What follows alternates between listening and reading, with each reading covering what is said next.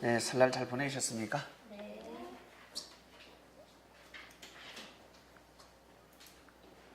기도하고 시작하겠습니다. 하나님, 설날을 잘 보내고 또 각자의 처소로 돌아왔습니다. 오늘은 성경 공부하는 날입니다.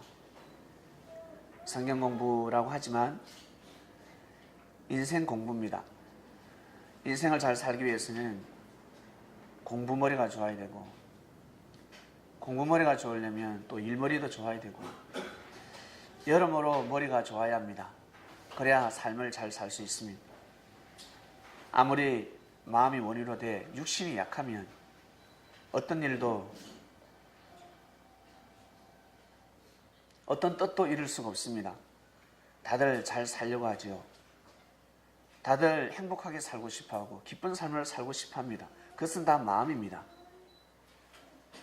그 마음이 이루어지려면 반드시 알아야 합니다. 그래서 다들 여기저기 찾아다니며 많은 책도 읽고, 나아가서는 사람이 책 한 권이라 해서 좋은 사람을 사깁니다. 그러다가 성경도 보는데 성경이 너무 어렵게 적혀져 있고 성경을 깨닫기가 힘들다 보니까 제일 가까이 해야 되는 책인데도 불구하고 제일 멀리하는 책이 되어버렸습니다. 우리는 하나님의 은혜로 성경이 어려움으로 와닿는 것이 아니라 쉽게 동화책처럼 아주 당연한 말씀으로 우리는 배우고 있습니다. 이것이 얼마나 큰 은혜입니까? 오늘은 노아에 대한 말씀에 떡을 떼고자 합니다.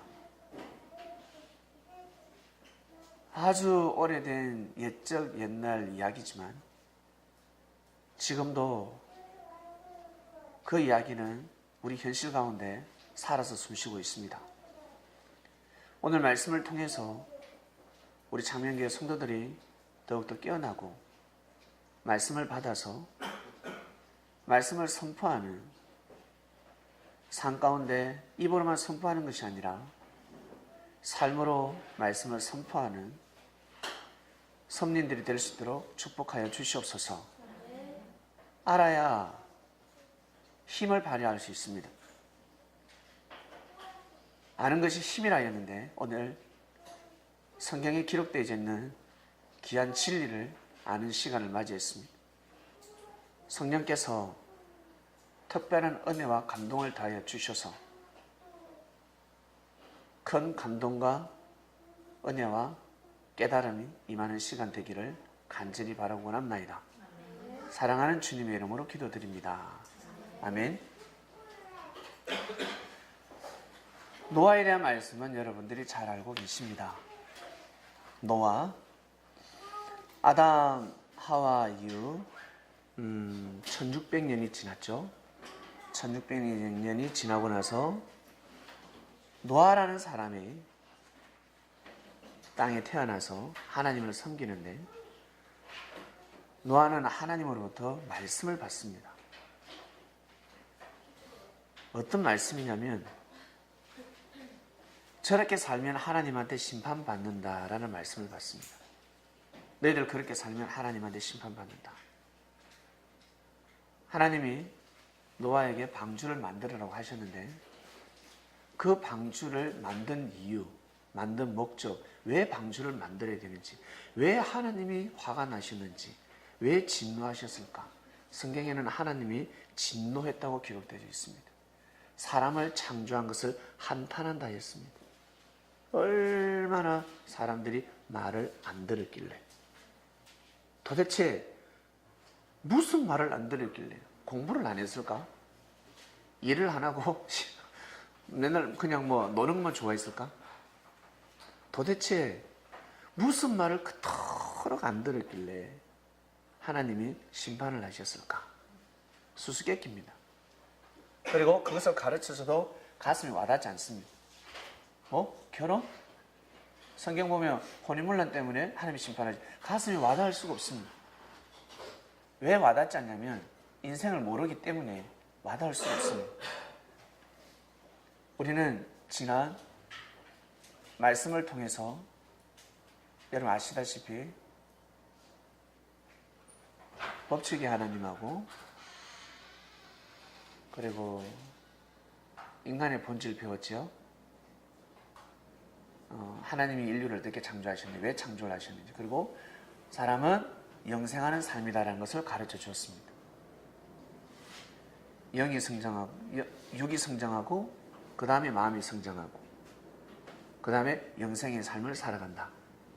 이것을 모르면 이 말씀을 이해할 수가 없습니다. 오늘 말씀을 이해할 수가 없습니다.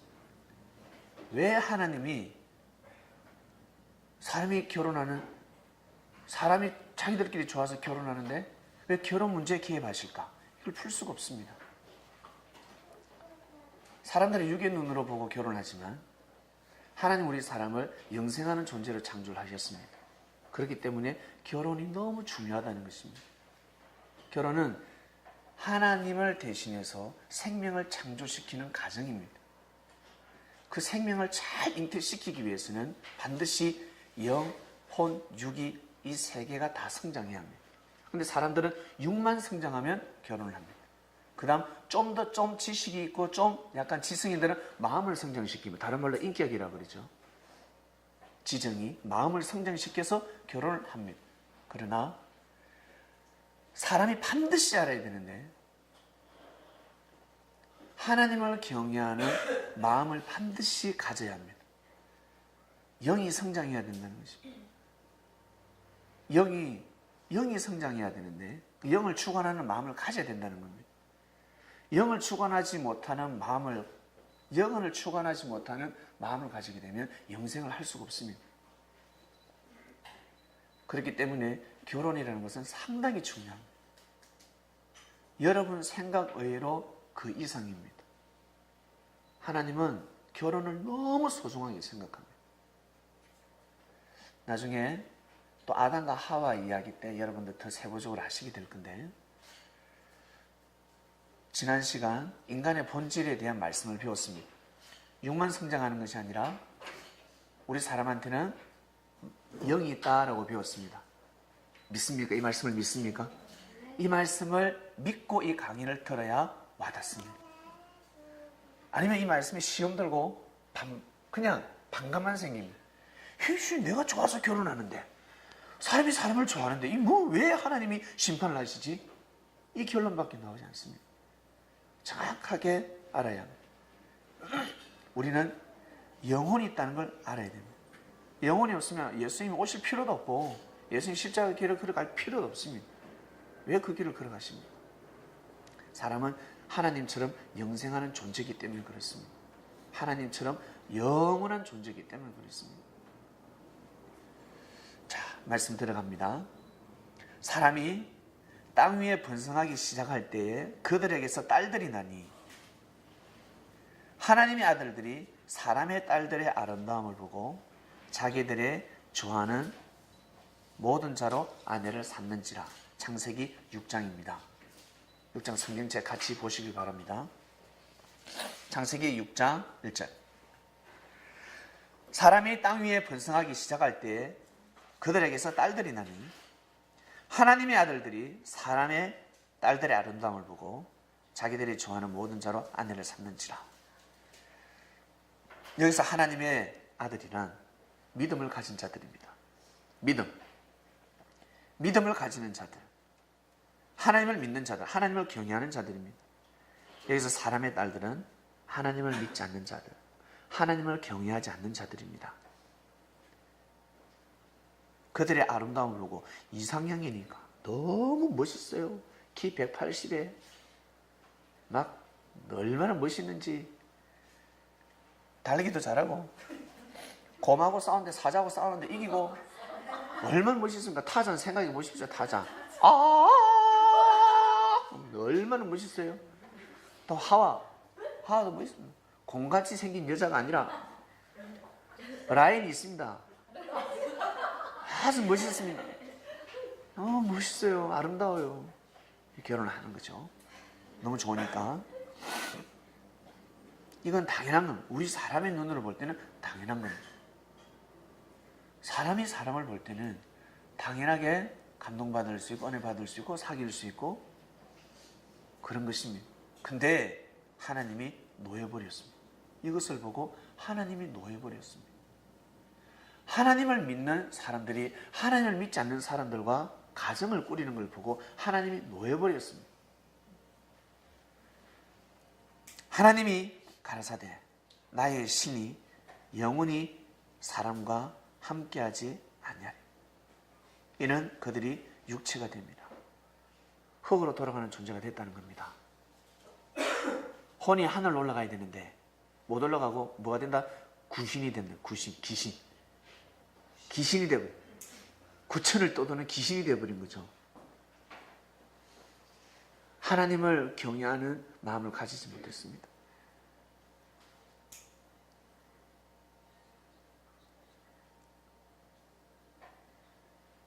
육체가 됩니다. 그러나 그들의 날은 120년이 되리라 하니라. 살만치 살다가 죽게끔 딱 해놓으셨습니다. 당시에 땅에 네피림이 있었고 네피림. 그 후에도 하나님의 아들들이 사람의 딸들을 취하여 자식을 낳았으니 그들이 용사라 고대의 유명한 사람이었더라. 육체적으로 서로 성장하고 몸짱들이 만나서 결혼했으니까 후손들은 용사들이 태어납니다. 씨름 선수들 용사들이 태어나죠.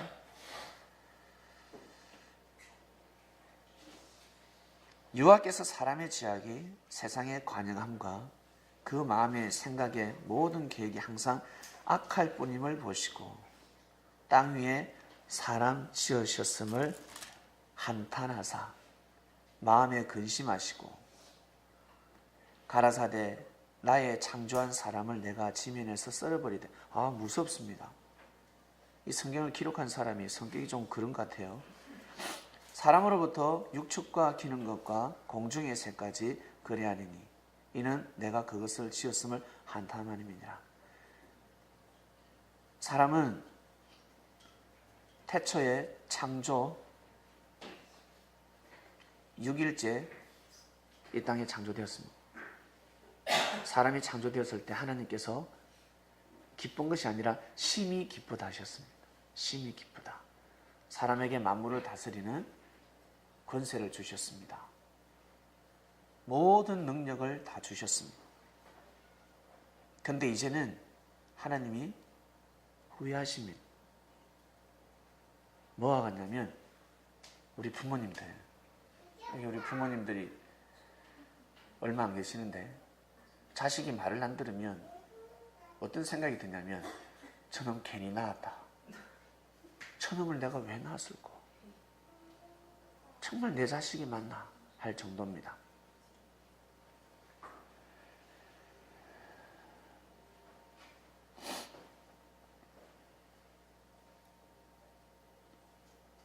하나님이 후회하셨습니다. 그러나 노아는 하나님께 은혜를 입었더라. 노아는 하나님께 은혜를 입었고 노아는 하나님 말씀대로 살았다는 것입니다. 노아는 하나님 말씀대로 살았습니다. 하나님이 진노하신 이유는 바로 혼인문란이었습니다. 여러분, 결혼이 중요하다고 생각하지 않습니까? 생각되지 않습니까? 결혼이 너무 중요합니다. 너무 중요합니다. 결혼은 제2의 인생, 부활의 삶을 살 수 있는 것이 바로 결혼입니다. 사람은 영혼육을 가지고 있기 때문에 육만 성장해도 아니 되고 마음만, 지식만 성장해도 아니 됩니다. 그 마음속에 하나님을 경외하는 마음이 반드시 성장해야 합니다. 하나님을 마음과 뜻과 목숨을 다해서 사랑하는 마음을 반드시 가져야 합니다. 예수님 시대 때로 돌아간다면 반드시 예수님을 믿어야 합니다. 여러분들이 만약에 예수님의 제자다. 그런데 여러분 안녕하세요. 설아에 네, 저 교회 말 앞에 별산 아파트에 사는데요. 그 말 앞에 별산 아파트에 사는데요. 경상도에서 이사 온 인구가 상당히 많았어요.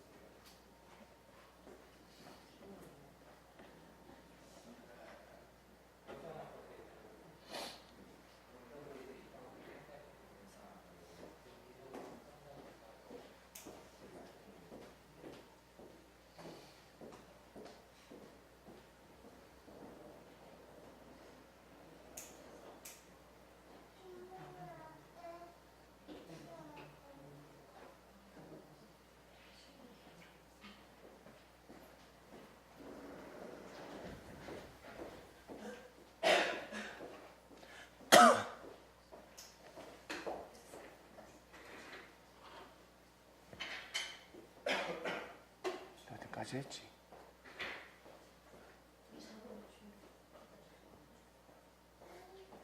설아에.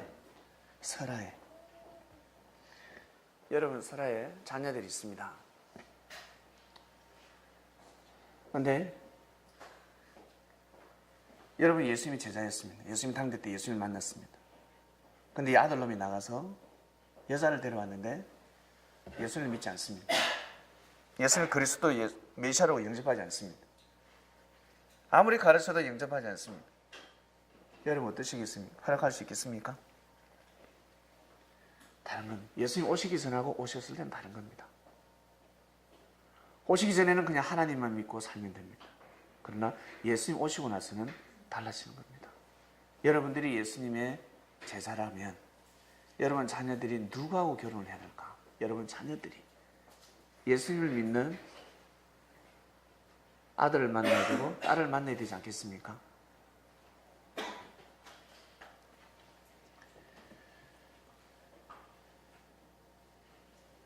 바로 하나님이 진노하신 이유였습니다. 바로 혼인문란이었습니다.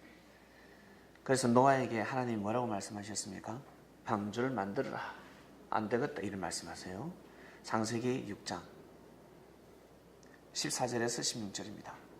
너는 잣나무로 너를 위하여 방주를 짓되 그 안에 간들을 막고 역청으로 그 안팎에 칠하라. 야, 역청으로 방수까지 말씀하시는데 방수, 역청, 방수의 방수. 자, 잣나무로 만드네. 잣나무가 물에 강하거든, 안 썩거든. 참 대단하십니다. 그 방주의 제도는 이라니 장이 300규핏, 한 규핏이 45cm입니다. 300규핏이면 135m입니다. 광이 50규핏, 22m죠. 고가 30규핏, 높이가 13m가 됩니다. 거기 창을 내되 위로부터 한 규핏에 내고 거문을 옆으로 내고 상중하 3청으로 할지니라. 야, 설계도까지 주셨습니다. 설계도 자세한 것은 노아가 만들면서 영감받으면서 짓는 것입니다. 이렇게 만들어라 했습니다. 길이가 135m. 야, 큰 배죠? 배가 큽니다. 그리고 폭이 22m. 높이가 13m. 작은 배가 아닙니다. 큽니다. 그러니 뭐 하루 이틀 1일 만에 만든 배가 아니라는 것입니다. 만들어라 했습니다. 그러고 나서 하나님이 홍수 심판을 이제 감행을 하시는데 물로서 심판하십니다. 7장 1절에서 12절입니다. 여호와께서 노아에게 이르시되 너와 네 온 집은 방주로 들어가라. 네가 이 세대에 내 앞에서 의로움을 내가 보았음이니라. 하나님을 말씀하셔도 노아의 가족들이 말 안 들으면 탈 수가 없지요. 너는 모든 정결한 짐승은 암수 7, 정결한 짐승은 암수 7씩, 부정한 것은 암수 2씩 네개로 취하며 공중의 새도 암수 7씩 취하고 그 씨를 온 지면에 여전케 하라.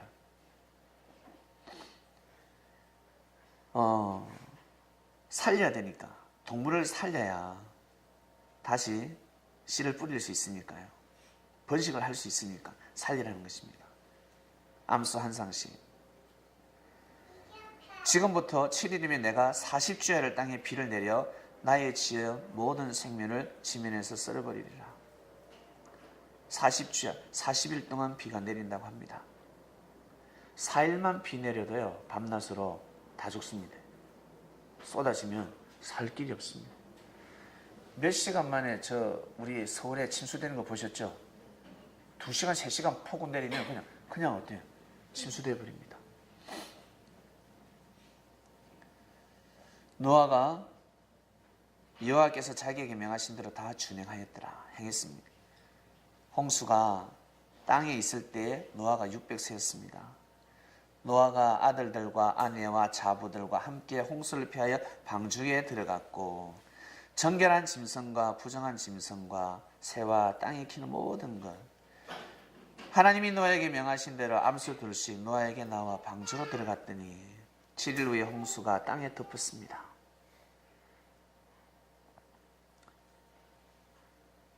노아 600세 되던 해 2월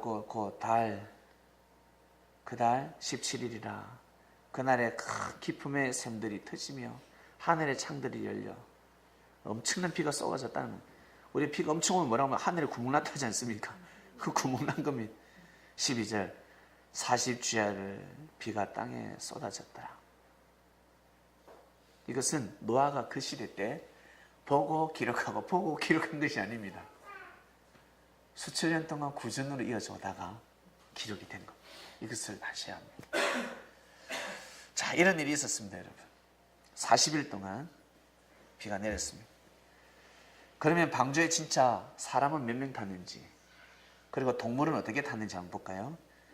자, 13절, 14절.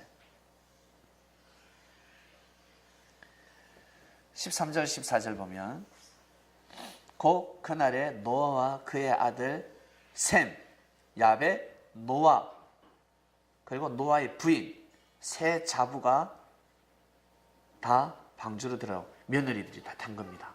그러면 총 몇 명입니까? 8명. 노아하고 쳐서 8명입니다. 이것이 베드로가 예수님한테 또 배워가지고 베드로의 전서에 기록이 되어 있습니다. 한번 볼게요. 베드로전서 3장 20절. 베드로전서 3장 20절.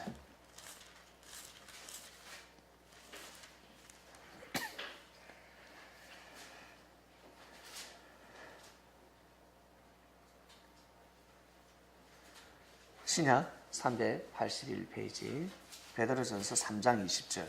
그들은 전에 노아의 날 방주 예비할 동안 하나님이 오래 참고 기다리실 때 순종치 아니하던 자들이라. 방주에서 물로 말미암아 구원을 얻은 자가 몇 명뿐이니 겨우 몇 명요? 8명. 겨우 8명밖에 없다라고 기록되어 있습니다. 결국 노아 시대 때 방주에 탄 사람들은 8명. 8명 빼고는 이제 다 죽은 것입니다. 다 죽었습니다. 홍수 심판의 결과가 어떻게 됐을까? 7장 20절에서 23절 볼까요? 물이 풀어서 15규피치 오름에 산들이 덮인지라. 15규피치면 7m입니다. 7m 올라가 버렸습니다. 땅 위에 움직이는 생물이 다 죽었으니 곧 새와 육축과 들짐승과 땅에 키는 모든 것과 모든 사람들이 다 죽었습니다. 육축의 들짐승 동물들이 다 죽었습니다. 육지에 있어 코로 생물의 기식을 호흡하는 것은 다 죽었더라. 다 죽었습니다. 지면의 모든 생물을 썰어버리시니 곧 사람과 짐승과 기는 것과 공중의 새까지라. 이들은 땅에서 썰어버림을 당하였으되 홀로 노아와 그와 함께 방주에 있던 자만 남았더라. 이게 홍수 심판의 결과입니다. 홍수 심판이 일어나고 나서는 사람 8명만 남았습니다. 그리고 노아 방주에 탄 동물들이 다 살아남았겠지요. 이겁니다. 이거로 사람들이 말들이 많습니다. 진짜다, 아니다, 진짜다, 아니다.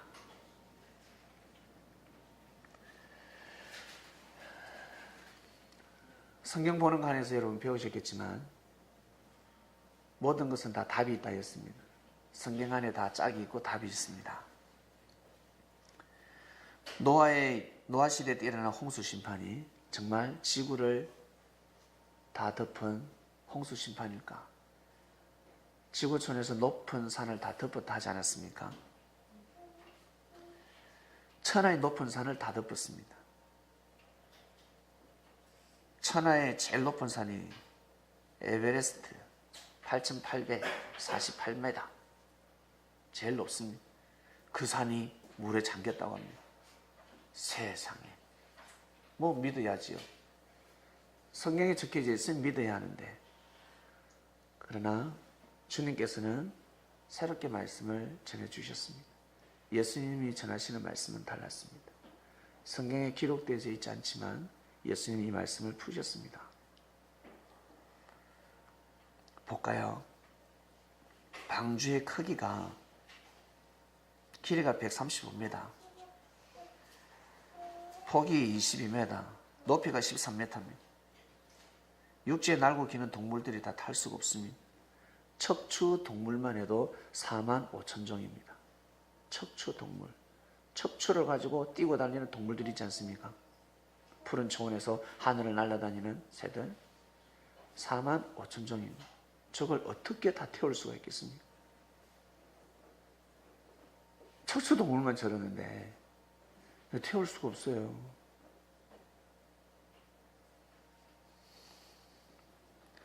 그리고 천하의 높은 산이 다 잠겼답니다. 창세기 7장 19절. 물이 땅에 더욱 창이라며 천하의 높은 산이 다 덮였음이 되어 있습니다. 에베레스트 산이 덮였다는 것입니다. 히말라야 산맥이 다 덮였습니다. 우리나라 백두산, 한라산, 요 어디입니까? 산. 남산부터 시작해서 다 덮였겠네요. 다 덮였습니다.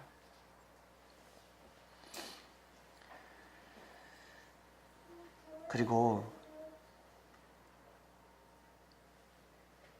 이제 인구 문제가 있는데, 인구 문제. 여자가 4명 탔습니다. 여자가 4명이 탔는데, 그러면 우리의 조상은 누구? 노아. 우리 인류는 조상이 누구? 노아. 노아입니다. 노아. 전부 우리 노아의 피가 흐르고 있습니다. 지구촌 모든 사람. 그렇게 볼 수밖에 없습니다.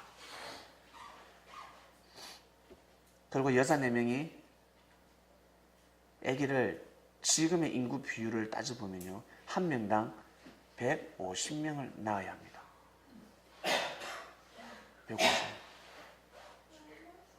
150명을 낳아야 합니다. 환희야, 낳을 수 있겠나? 15명도 힘듭니다. 근데 150명을 낳아야 합니다. 연년생으로 낳아도 150년 걸립니다.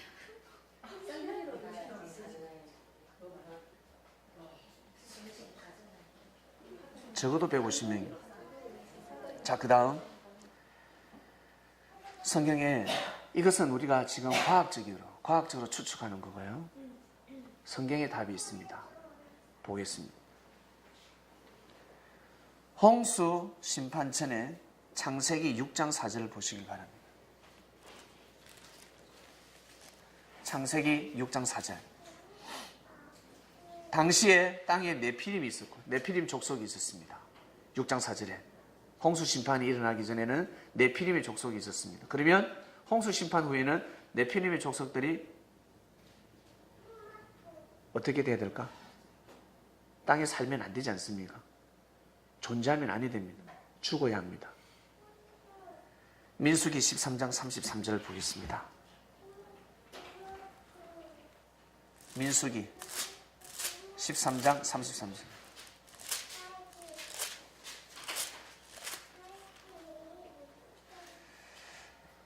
구약 217페이지.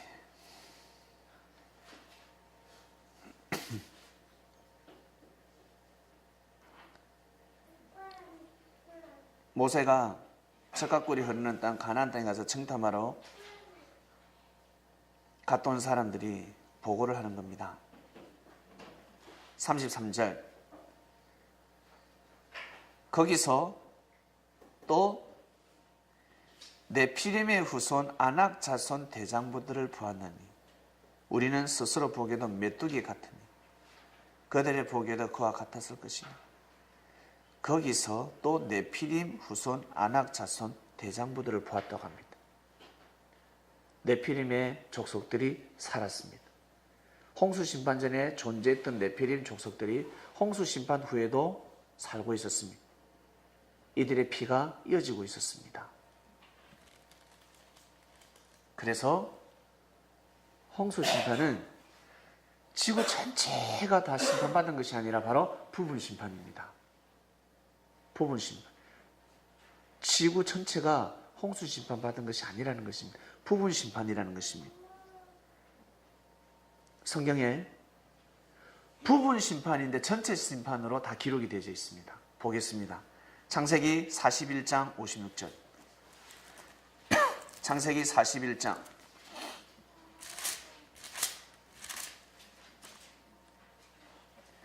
창세기 41장 56절입니다. 온 지면에 기근이 있음에 요셉이 모든 창고를 열어 애굽 백성에게 팔세. 애굽 땅에 기근이 심하며 온 지면에 기근이 있다 했습니다. 온 지면에.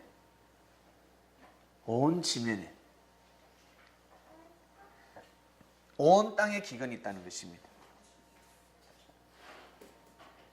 지구 전체에 기근이 있었을까? 그 다음 출애굽 창세기 다음에 있습니다. 출애굽 1장 7절. 출애굽 1장 7절. 이스라엘 자손은 생육이 중다하고 번식하여 창성하고 심히 강대하여 온 땅에 가득하게 되었더라. 이스라엘 백성들이 온 땅에 가득한 것처럼 기록되어 있습니다. 온 땅에 가득하더라. 애굽 땅이죠. 근데 온 땅으로 되어 있습니다. 누가복음 신약으로 갑니다. 누가복음 2장 1절.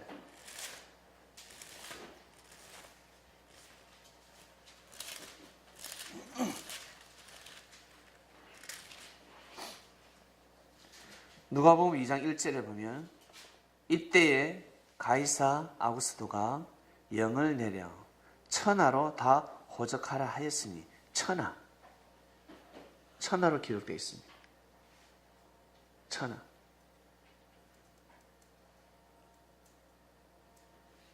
로마의 황제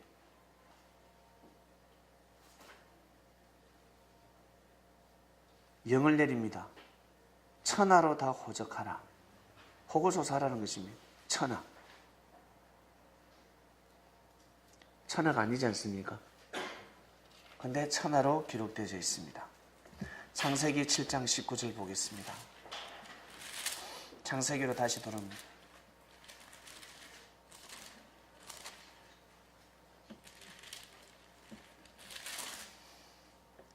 창세기 7장 19절. 물이 땅에 더욱 창이라며 천하의 높은 산이 다 덮였더니.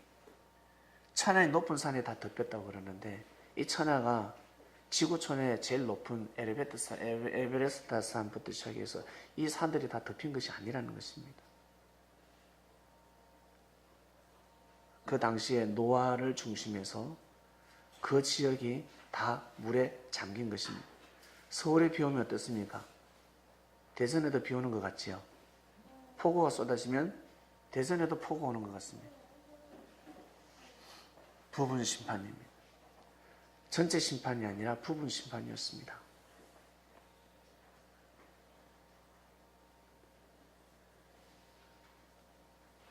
노아 때 일어난 홍수 심판은 지구 전체가 물에 잠긴 것이 아니라 부분 심판입니다.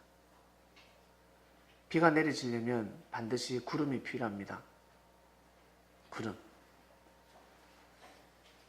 에베레스트 산을 덮을 만큼 물이 하늘에서 비가 내렸다 그러면 그 물이 어떻게 증발해야 될까? 증발할 수 있겠습니까? 물이 증발해야 되는데 증발할 수가 없습니다. 지구 땅에 구멍이 나지 않고서는. 그래서 과학자들은, 하나님을 믿는 과학자들은 전체 심판이라고 증명하기 바쁘고 이방인의 과학자들은 이것은 말이 안 되는 소리다. 어불성 소리다. 전체 심판이 아니다. 부분 심판을 증거하려고 난리가 났습니다. 아니라는, 전체 심판이 아니라는 건 그래서 성경에 적혀져 있습니다. 성경에는 전체 심판이 아니라 부분 심판이었다. 그 시대에 하나님의 주관권, 에덴 동산에 있는 그 주관권, 그 지역, 노아를 중심한 그 영적 주관권, 그게 하나님이 심판하신 것입니다. 왜냐하면 노아의 혈통을 통해서 그리스도 메시아가 태어나기 때문에 그렇습니다. 하나님은 예정해 놓으셨습니다. 노아는 모르죠. 그 뒤에 자기 자신의 후손 중에 누가 그리스도 메시아가 태어날 건 아무도 몰랐습니다. 알 수가 없습니다. 하나님만이 알고 계셨습니다. 하나님만이 이때가 되면 내 아들을 보낸다는 것을 알고 계셨습니다. 그렇기 때문에 믿음의 혈통이 상당히 중요한 때였습니다. 그래서 또 가르치고 또 가르치고, 그런데 노아 시대 때 하나님이 참다 안 되셔서 정리를 하십니다. 심판을 안 할래 안 할 수가 없었습니다. 노아 때 일어난 홍수 심판은 다름 아닌 바로 혼인문란이었습니다. 다른 말로 지금으로 표현하면 향락이라 그럴까요? 엄청난 그 성병부터 시작해서 엄청난 성범죄가 일어났다는 것입니다. 그것을 죄로 여기지 않고 그것을 그냥 당연시하게 살아갔습니다. 막 피가 섞여버립니다. 그리스도 메시아의 혈통이 이어져야 하는데 다 흐트러지는 것이, 섭리가 다 흐트러집니다. 여러분 가정에 자녀들이 많다 하면 생각해 보세요. 제일 중요한 것이 무엇입니까? 바로 이성 문제입니다. 이성관. 이성을 정확하게 알아야 합니다. 남자는 여자를 어떻게 사귀어야 되며 여자는 남자를 어떻게 사귀어야 되는지. 결혼 잘못하게 되면 큰일 납니다. 인생이 꼬여버립니다. 그렇기 때문에 결혼하기 전에 몸도 건강해야 되고 그 다음에 정신도 건강해야 합니다. 이것은 필수입니다.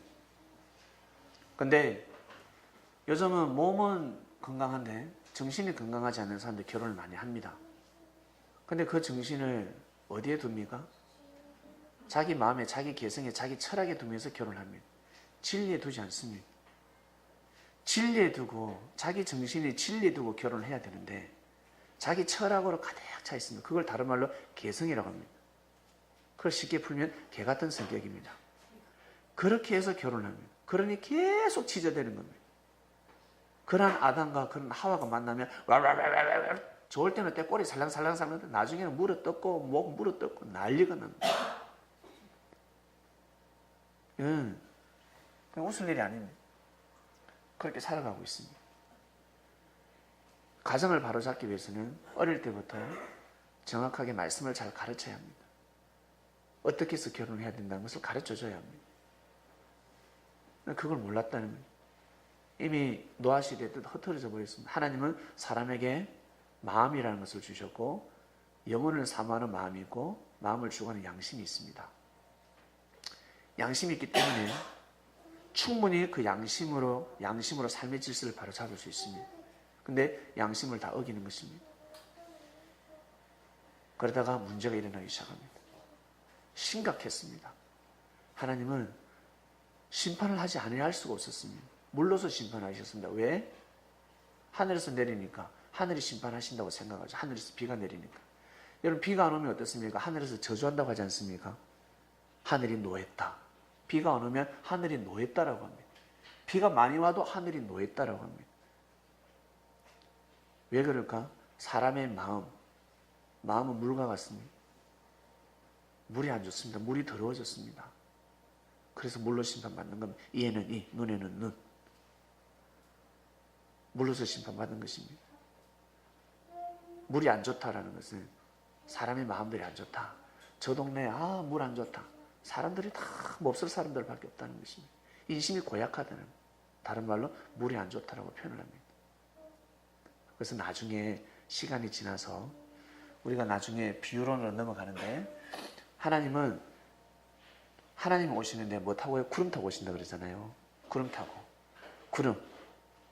구름은 요즘은 구름은 오염됐지만 옛날에는 구름이 깨끗한 구름입니다. 하늘에서 비 내리면 먹을 수 있는데 깨끗한 구름입니다. 아무리 물이 더러워도 오염이 되어도 어때요? 정발이 되면 깨끗한 구름이 됩니다. 깨끗한 구름. 이 깨끗한 구름은 진짜 깨끗한 구름이 아니라 바로 물이 정발되는 사람을 뜻합니다. 하나님은 사람을 타고 오신다는 뜻입니다. 내가 구름을 타고 간다는 것은 내가 사람을 통해서 승리할 거다라는 말씀이었습니다. 이것을 못 풀었지요. 노아 시대 때 일어난 홍수 심판은 바로 전체 심판이 아니라 바로 부분 심판이었습니다. 자, 그 다음 넘어갑니다. 또 한 가지 재미나는 이야기가 있는데 9장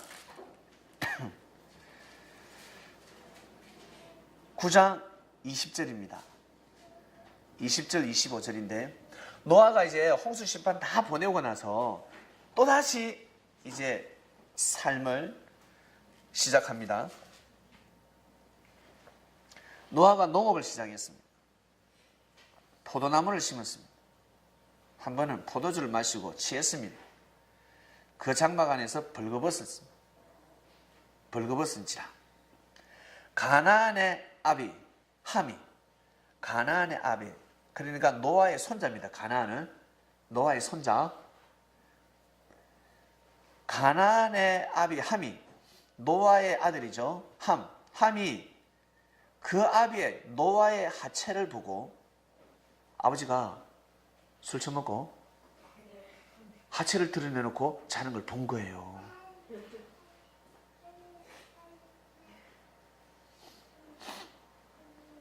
벌거벗은 것을 본 겁니다.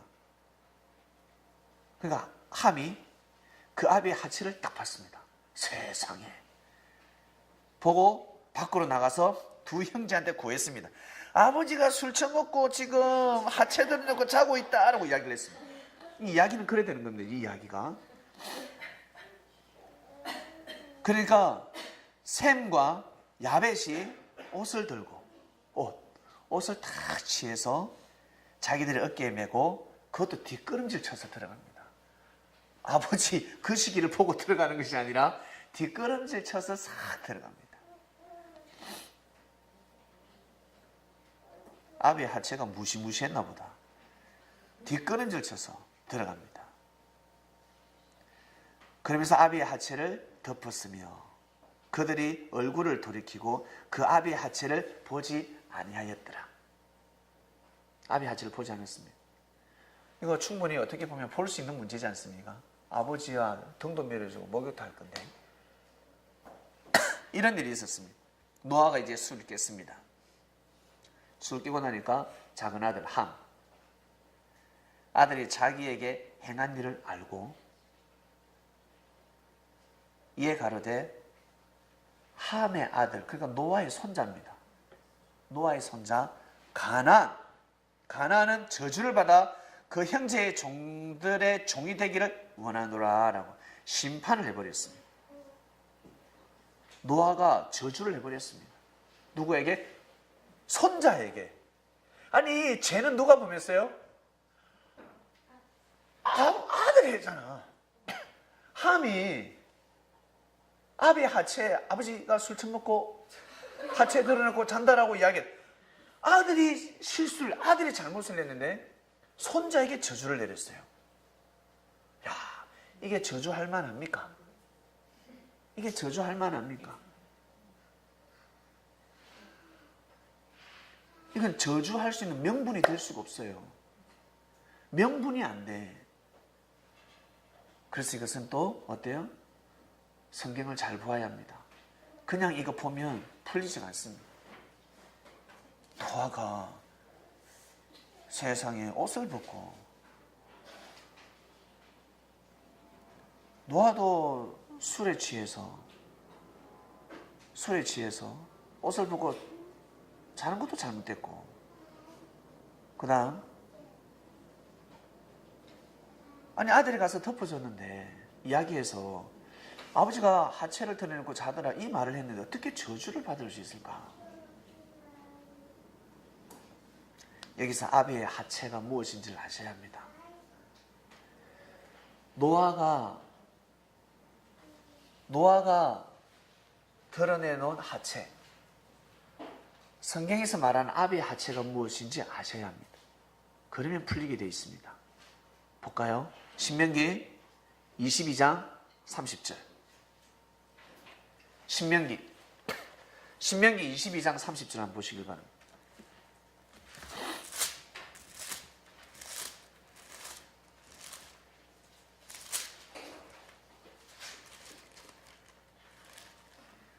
신명기 22장 30절. 우리 영철이가 한번 읽어볼까요? 사람이 그 아비의 후시를 취하여 아비의 하체를 드러내지 말지어다. 사람이 그 아비의 후시를 취하여, 후시를 취한다고? 아비의 하체를 드러내지 말지니라. 후시를 나중에 맞은 아내죠. 그 아버지의 후시를 취하여 아비의 하체를 드러내지 말지니라. 무슨 뜻일까? 그 다음 신명기 27장 20절입니다. 신명기 27장 20절.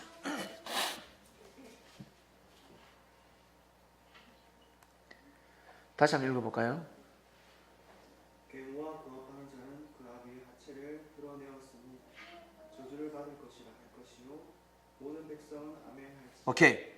계모와 구합하는 자, 성관계를 맺는 자. 계모와 성관계를 맺는 자는 그 아비의 하체를 드러내었으니, 계모와 성관계를 맺는다는 것은 그 아비의 하체를 드러낸다는 뜻입니다. 야, 너 아비의 하체를 드러내지 마! 라는 것은 아버지의 후시라고 관계를 맺는 겁니다. 계모하고 관계를 맺는 겁니다. 그래서 성경에서는 아비의 하체를 드러내는 겁니다. 아시겠습니까?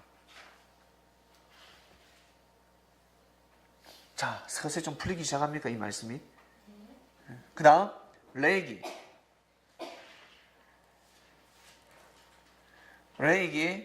18장 7절 보겠습니다. 레위기 18장 7절. 자, 다시 한번 읽어볼까요?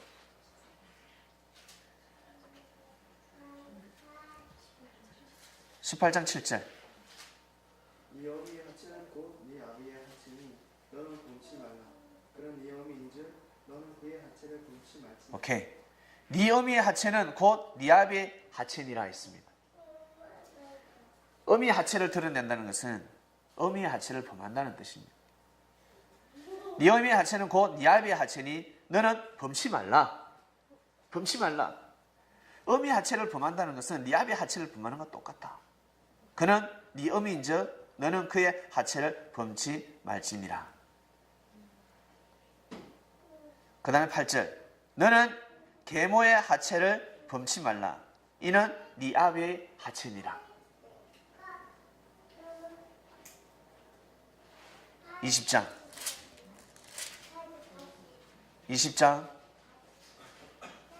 11절.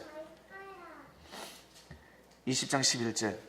누구든지 그 계모와 동침하는 자는 그 아비의 하체를 범하였은즉 둘 다 반드시 죽일지니 그 피가 자기에게로 돌아가리라. 모세가 받은 법입니다. 하나님으로부터. 누구든지 그 계모와 동침하는 자는 그 아비의 하체를 범하였은즉 둘 다 반드시 죽일지니 그 피가 자기에게로 돌아갈지니라. 자, 다시 창세기 돌아갑니다. 창세기 9장.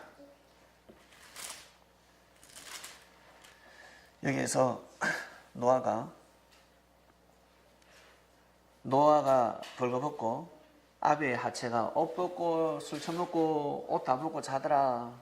아비의 하체를 드러냈다라는 뜻은 함이 노아의 후시를 취했다는 겁니다.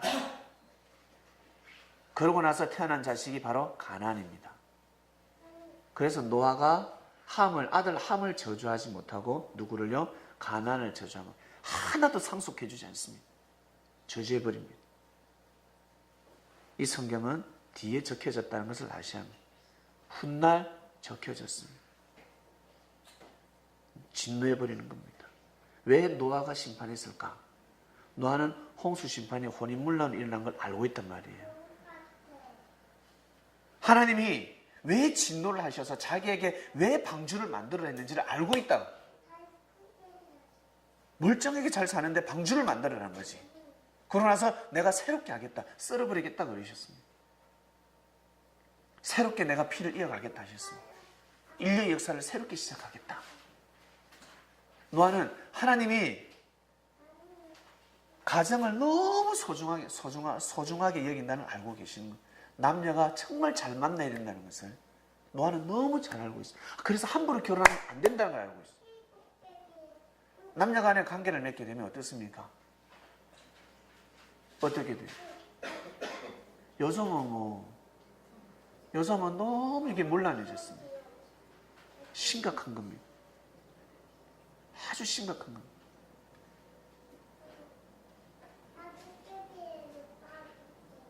노아는 하나님의 홍수 심판을 왜 하시는지 알기 때문에 자기 아들이 그 죄를 범했습니다. 그래서 어떻게 해요? 완전히 저주해버리는 겁니다. 아비의 하체를 드러냈다는 것은 함이 하지 말아야 될 일을 범한 것입니다. 함이 자기 후식, 해서는 아니 되는 여인하고 어때요? 사랑을 나누고 그 사랑이 아니지. 그러나서 생명의 씨가 이어졌습니다. 하나님이 섭리를 하실 수가 없는 겁니다. 본이 안 되는 겁니다. 본이. 모범이 안 되는 것입니다. 그래서 아예 저주 싹 잘라버렸습니다. 이것은 이 시대도 그대로 일어나고 있습니다. 결혼을 잘못하게 되면 하나님의 섭리가 끝납니다. 하나님을 잘 믿는 사람이, 예수님을 잘 섬기고 하나님을 경외하는 사람이 결혼을 딱 잘못하게 되면 믿음 생활을 할 수가 없어요. 남편 말을 들을 수밖에 없고 부인 말을 들을 수밖에 없어요. 반드시 문제가 생겨버립니다. 가정에 처음으로 영적인 문제가 생겨버립니다. 섭리는 이것을 바로 잡아야 합니다. 그래서 많은 시간이 걸립니다. 최소 21년이 가야 합니다. 저 수지가 좀 크고 있잖아요.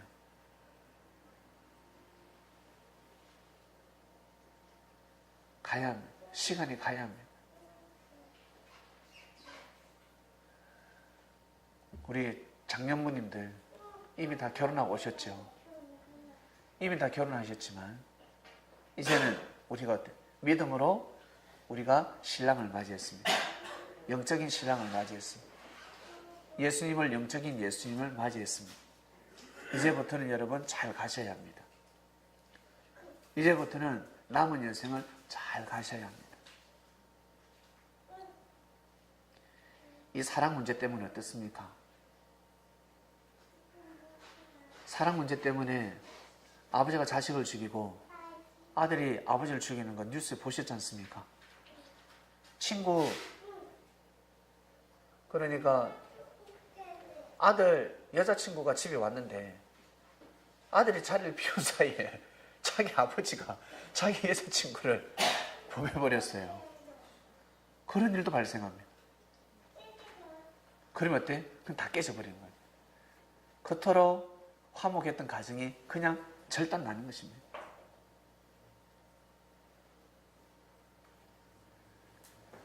노아시대 때였습니다. 노아시대 때 일어난 사건, 이것은 옛날 옛적 이야기가 아닙니다. 아담, 하와 이후 1600년이 지났습니다. 1600년. 그러고 나서 일어난 사건입니다. 그리고 나서 400년 뒤에 이제는 아브라함이 태어나지요. 그리고 2000년이 지난 후에 예수님이 태어나십니다.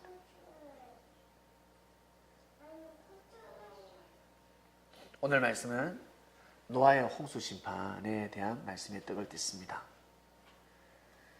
우리 여기 청년들 정신 바짝 차리세요. 우리 청년들은 정말 축복의 가정을 꼭 이루셔야 합니다. 꼭 이루셔야 합니다. 삶을 마음과 뜻과 목숨을 다해서 열심히 살아가 못할 일 아무것도 없습니다. 돈도 벌 수 있고 집도 마련할 수 있고 다 할 수 있습니다.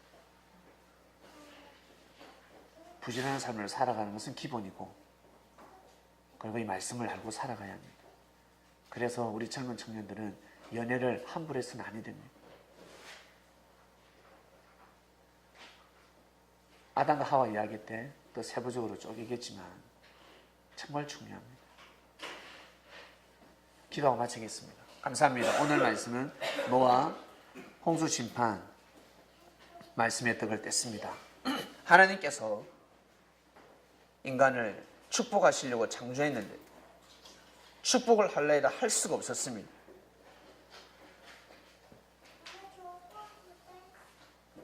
하나님이 매를 들지 않으면 섭리가 다 어그러져 버리고 예수님이 탄생할 수도 없고 그냥 인류의 역사는 끝나는 것입니다. 흙으로 다 돌아가 버리고 구천을 떠도는 귀신이 되어버리고 사람의 마음이 참으로 선할진데 세상이 악하다 보면 악한 사람들이 모이다 보면 악한 집단이 되어버립니다. 처음부터 악한 사람 누가 있습니까? 지난 역사 가운데 노아시대 때는 왜 홍수 심판이 났을까? 도대체 무엇 때문에? 아니 홀린문란이 왜 그렇게 대단하다고? 서로 좋아하는 사람끼리 결혼할 수 있지 하겠지만 인간의 본질의 말씀을 알고 나면 남자가 여자를 보는 감과 여자가 남자를 보는 감이 달라집니다. 아담은 하와를 바라봐야 되고 하와는 아담을 바라봐야 합니다. 그 시대에 믿음을 가진 자들이 믿음의 조건을 세우지 못했구나. 그래서 항상 성전 앞마당부터 청량한다는 말씀이 있었구나라는 것을 알게 됩니다. 전체 심판이 아니라 바로 부분 심판. 하나님이 정말 사랑하셨기 때문에 그리고 후손을 새롭게 하기 위해서 하나님은 매를 들 수밖에 없었습니다. 그리고 노아가 함의 아들 가나안을 저주하는데 노아의 하체를 드러냈다는 이유 하나만으로 어떻게 저주할 수 있을까? 아벨의 하체를 드러냈다는 것은 엄청난 큰 성범죄였습니다. 하늘이 허락지 않는 범죄였습니다. 노아가 허락지 않는 죄였습니다. 허락할 수가 없었습니다. 그래서 저주를 받을 수밖에 없었구나. 오늘 귀한 말씀에 떡을 또 뗍니다. 성경을 보고 많이 오해를 하고 하나님을 오해합니다. 이해하지 못하다 보니까. 그러나 성경이 풀어지면 하나님 마음이 바로 우리 마음입니다. 너 같으면 기분 좋겠냐? 너 같으면 육의 눈으로 바라보면 우리도 기분 나쁜데 영의 눈으로 바라보는 하나님 어떠하시겠습니까? 구원의 길로 갈 수가 없는데 영생의 길로 갈 수가 없는데 내가 너희들을 창조한 것을 한탄할 수밖에 없다. 내가 너희들을 이 땅에 태어나게 했는데 너희들이 이 땅에 태어나지 않았냐? 차라리 태어나지 않았으면 좋을 뻔했다. 우리는 다시금 주님 말씀으로 새롭게 부활하고 있습니다. 우리의 지난 삶들을 다시 회개하며 뉘우치며 그리고 이 말씀이 자라나는 새 부대에게 전파가 되어서 뒤에 후손들은 절대로 우리를 보면서는 아니 됩니다. 보다 더 하나님을 경외하는 마음, 진리를 추구하는 마음을 가지고 삶을 살 수 있도록 정확한 말씀을 가르쳐야 합니다. 올 한 해는 말씀의 떡을 떼는 시간이고 말씀이 정립이 되는 한 해입니다. 매주 금요일 날 말씀의 떡을 떼는데 우리 창명교회 성도들이 꼭 참석해서 말씀의 귀와 마음의 귀를 경청하게 하여 주시옵소서. 운명을 바꿔놓는 말씀입니다. 믿어주면 됩니다. 이 말씀을 믿어줘야 합니다. 진리가 맞구나. 믿어주는 것이 얼마나 큰 의의가 되는지. 감사합니다. 오늘도 귀한 말씀을 저희들한테 허락하시고 공부할 수 있는 여건과 귀한 말씀 정말 감사함을 드립니다. 앞으로 계속 말씀이 이어지게 하여 주시옵소서. 감사를 드리며 사랑하는 주님의 이름으로 기도드립니다. 아멘. 네, 마치겠습니다.